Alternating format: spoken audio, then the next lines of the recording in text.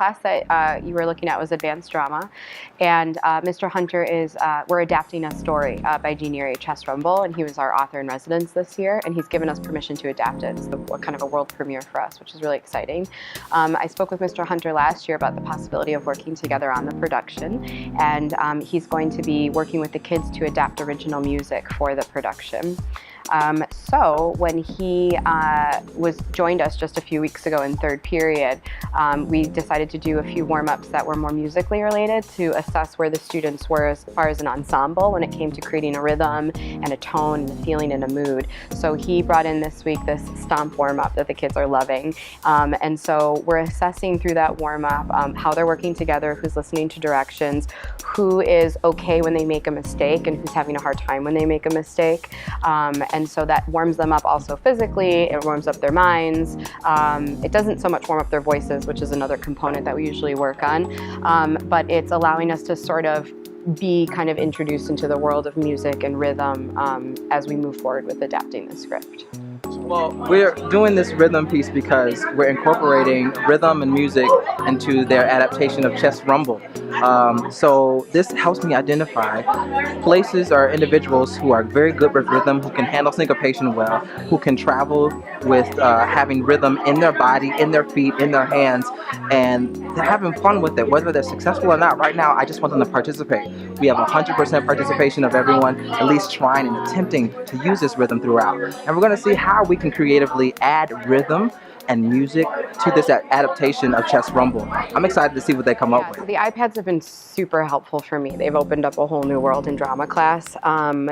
So currently what we saw today, so I took the novel and was able to use my iPad and Google Docs to create the first draft. And the first draft is simply I took the words from the book and I put it into a script form. The students are really adapting the work because they need to have the ownership over that. So the iPads have allowed us to easily access all of those documents. So we can be on the same documents together, we can look at certain parts together. And so today, in small groups, each of them had a section of the script that they felt compelled to adapt. They chose those parts. And they were able to share information through the iPads. They were able to research information if they needed to. I saw a couple students on this side of the room, they had finished their script writing and had asked if they could start researching music because they felt that music would be appropriate behind what was happening in the action of the scene. And so being able to be like, yeah, go for it. It expedites our process. I think the kids are more engaged, and we've also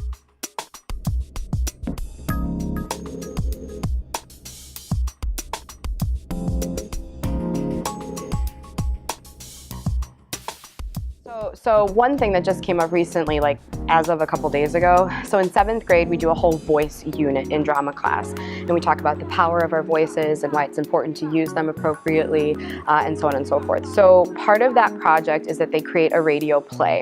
And back in the day, even before, when we still had the computer lab and we didn't have any of the Chromebooks, we used to rent out the computer lab. The kids would get on GarageBand, they would be in there for a week, they would record their plays, they would add all the sound effects. It was awesome.